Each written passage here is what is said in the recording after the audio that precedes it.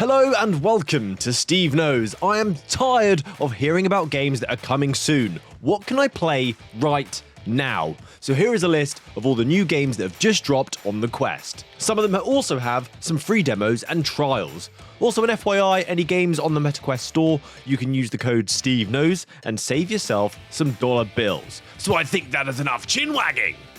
Let's get started.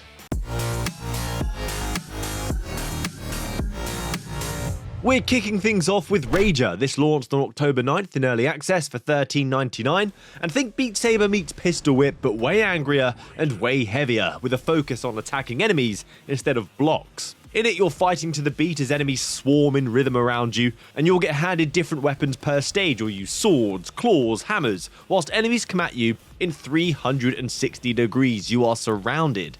It does have a campaign that once you complete, unlocks a freestyle mode, and it also has a level editor, so you can import your favourite songs and design enemy patterns. The community are describing this game as high energy, it's polished, it's fun, although the comfort settings could use a little more work. There is a demo available, so you can test the rhythm brutality before committing, and I'll link the game down below.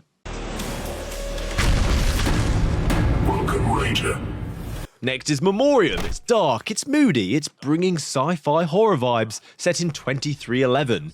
You are awoken from stasis on a deserted spacecraft, but there is trouble around the corner with the Ichor infection. So you'll explore the ship, you'll fight them, and you'll dive into the memories of the past crew that you find sadly dead, using the Dreamweaver device to piece together what went wrong. So you'll get some mystery and some action. Plus, the title boasts multiple endings based on your in-game choices. My favourite genre of game is a scary title with guns, so this is a bit of me.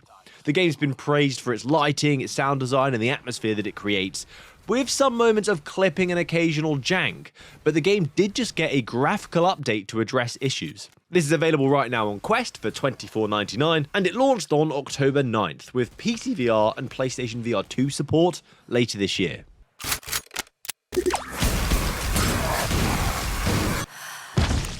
Project Freefall. This dropped on October 13th. This is a vertical action platformer in VR that is a completely free experience, no money spent, but this is in early access, so you've been warned. So you're free falling with up to 7 friends, dodging debris, grabbing ledges, and blasting away foes whilst hurtling through airspace. It's a pretty cool idea, definitely built for adrenaline lovers. It's very novel, I haven't played a game like this, and it's a title that's kind of built for quick VR sessions rather than long immersive playthroughs.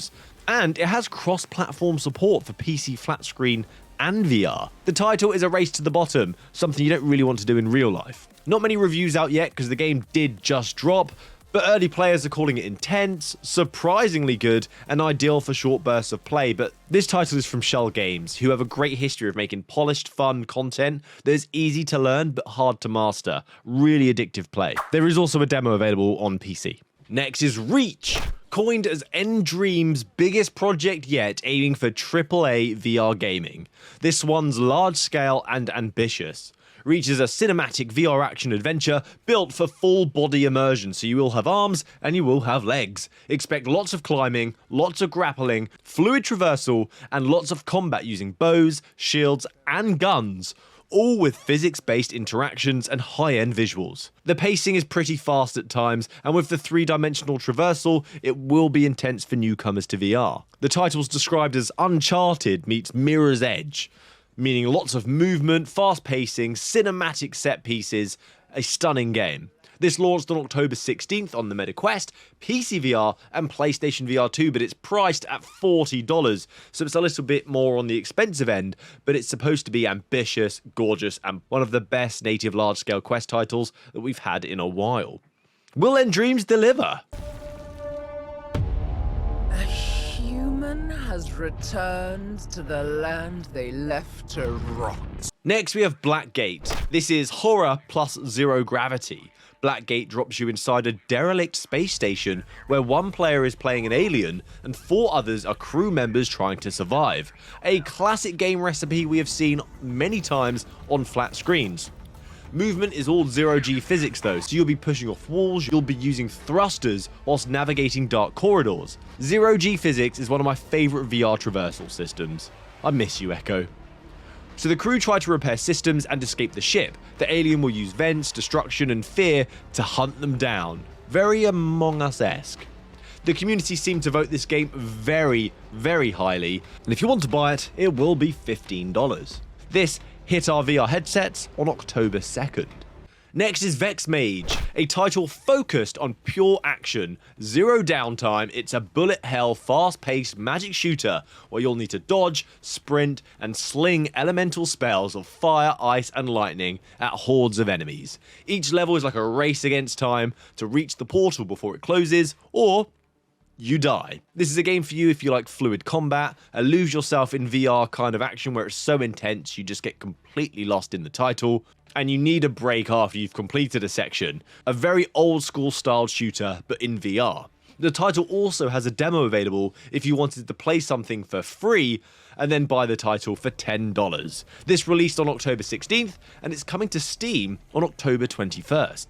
Next, getting a little bit more silly, we have I Am Monkey, the new sandbox sim from the makers of I Am Cat. You live behind bars in a zoo cage. You are on display, but it's your playground to do as a monkey does. Visitors come in different moods, some are friendly, some are hostile, some try to mock you.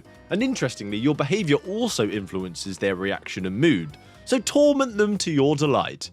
You can charm them for gifts, resist them, throw bananas, snatch objects off them, swing off branches, interact with everything. This is your physics-driven sandbox playground, a style of play that New Folder has come to be known for.